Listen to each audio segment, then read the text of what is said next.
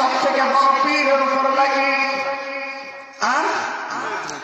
আল্লাহর নবীদের উপরে নাজিল হয়েছে। আল্লাহ পাক নবীজিকে ডাক দিয়ে বললেন, ও আমার হাবিব, আপনি আপনার উম্মত আমার বান্দাদেরকে জানা দেন, ইয়া আইয়ুহাল্লাযীনা আমানু, হে ঈমানদারগণ, আল্লাহ কাউরে যারা কারণে ডাক দেয় নাই, হে জানাকার। আল্লাহ কোন বেনামাজিকেও ডাক দিয়ে বলে নাই, হে বেনামাজি নামাজ কেন পড়স না। আল্লাহ পাক কোন ঘুষখোরকেও ডাক দিয়া কয় নাই, হে ঘুষখোর ভালো করে শুনে নেয়। আল্লাহ পাক কোন ইহুদি খ্রিস্টানকেও ডাক দিয়া বলে নাই।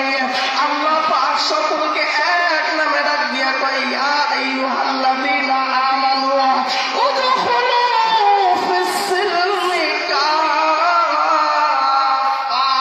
ওরে আমার ঈমানদার বান্দারা, তোমরা উদখুলু প্রবেশ করো ফিস-সিলমি কাফা, তোমরা প্রবেশ করে দাও ইসলামের দিকে, ইসলামের দিকে ঢুকে যাও, ইসলামের দিকে অগ্রসর হয়ে যাও।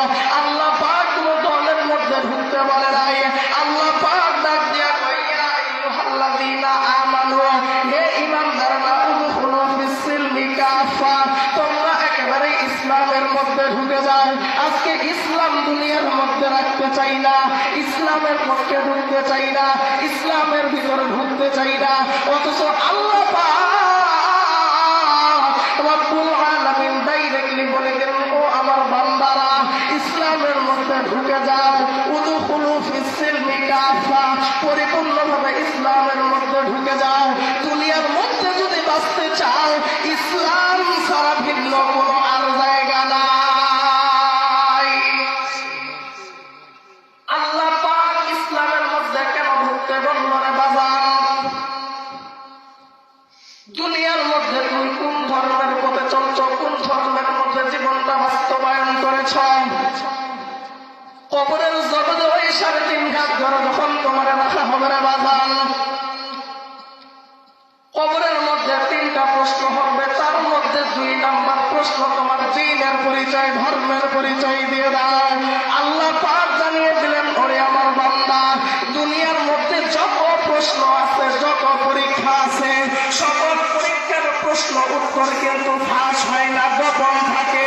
ওরে বান্দা, দুনিয়ার মধ্যে আমি আল্লাহ করে পাঠাইলাম, ওরে বান্দা, প্রশ্নের উত্তর তুই কেমনে দিবি রে বান্দা? জানাস, তুই ইসলামের মধ্যে ঢুকিয়া যা, আমি আল্লাহ ডাইরেক্টলি কবরের মধ্যে তোর মুখ থেকে বের করে দিব।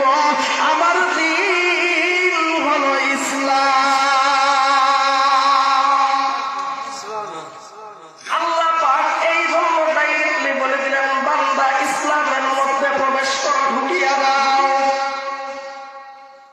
আজকে আপনার আমার অবস্থা এমন, বাজার মাহফিলে বসলে ইসলাম, মাহফিল থেকে উঠে গেলে অন্য আরেক কথা, ইসলামরা ভুলে যাই। মসজিদের মধ্যে গেলে ইসলাম, বাহিরে গেলে আরেক কথা। ওরে বাজার বিভিন্ন জলসার মধ্যে গেলে ইসলাম, আর বাহিরে গেলে ভিন্ন কথা। এবং কি এখন ইসলামের বিরুদ্ধে যাইয়া মোহাব্বত করতে করতে আমরা বিজাতিদেরকে মোহাব্বত করা শুরু করে দিয়েছি। ও মুসলমান,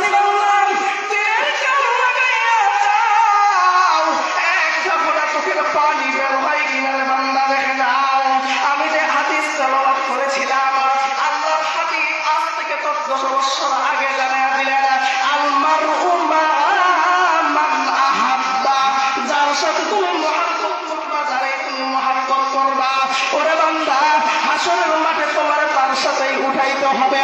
ও যুবক ভাইরা, আমার কানটা লাগায় দাও, আজ থেকে তওবার একটা তোমাদের সুযোগ চলে এসেছে। কোন সময় মারা কোন চলে আসবে বাজার, কোনো গ্যারান্টি নাই। এখন আমি এখানে বসে আছি, এখান থেকে উঠে যাইতে পারবো কিনা তারও কোনো গ্যারান্টি আপনি আমি কেউ দিতে পারবো না।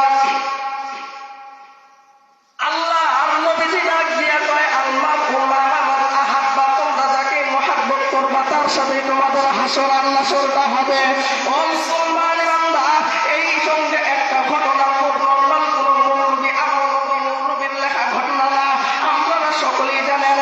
হাকিমুল উম্মাহ মুজাদ্দিদ মিল্লাত হযরত আশরাফ আলী থানভী রাহমাতুল্লাহি আলাইহি তার পছন্দিদা ওয়াকিআ কিতাবের মধ্যে এই কথাটা উল্লেখ করে, ঘটনাটা উল্লেখ করে।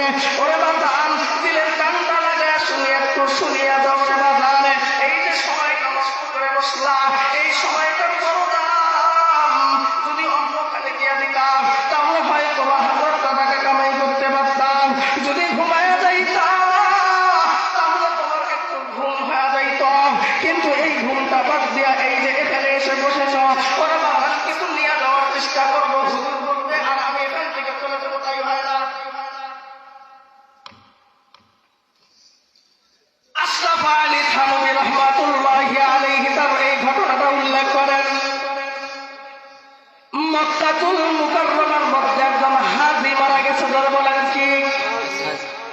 শুধু হাজি নয়, একজন বড় আলেম।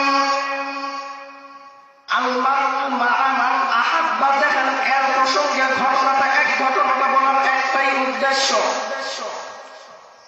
এখান থেকে আমরা একটা মূল পয়েন্ট বের করবো। বাজান শুনে নেন, ও যুবক ভাই, কোন মেসিরে তোমরা আজকে জীবনের সাথে মিলা নিলা? কোন নেইমারের ভক্ত হয়ে গেল? কোন মেসির আজকে তোমরা পিছনে দৌড়াও? মেসি যদি হারিয়ে যায়, আজকে যুবকের চোখের মধ্যে পানি আসে, খাওয়া দাওয়া ছেড়ে দিয়ে যায়। মেসি হেরে গেছে, ওরে যুবক, মেসিরে তুমি কি চিনো নাকি?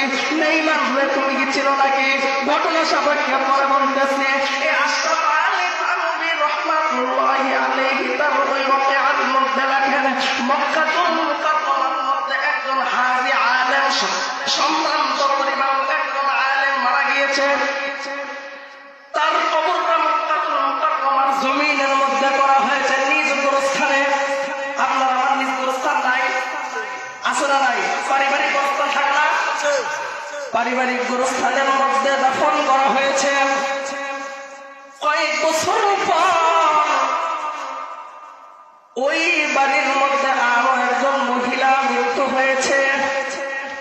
ওই বাড়ির লোক চিন্তা করলো, ওই আলেম তো অনেক আগেই মারা গিয়েছে, তার লাশটা এতদিন হয়তো নষ্ট হয়ে গিয়েছে, না হয় কিছু হাড্ডি বুড্ডি খুঁজে পাওয়া যাবে। আমরা যাই এই মহিলাটা ওই আলেমের কবরের মধ্যে দাফন করবো। যদি হাড্ডি বুড্ডি পাওয়া যায় তাহলে একটু সাইড করে রেখে দিব, দিয়ে আবার এই কবরের মধ্যে এই মহিলাকে দাফন করব।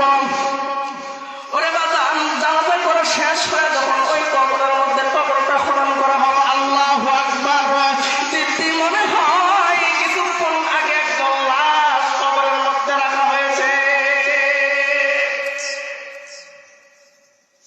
নিজের লোকেরা এবার আত্মীয় স্বজনরা চিন্তা করে, হায় হায়, কতদিন আগে আমরা ওই আলেমকে দাফন করেছিলাম,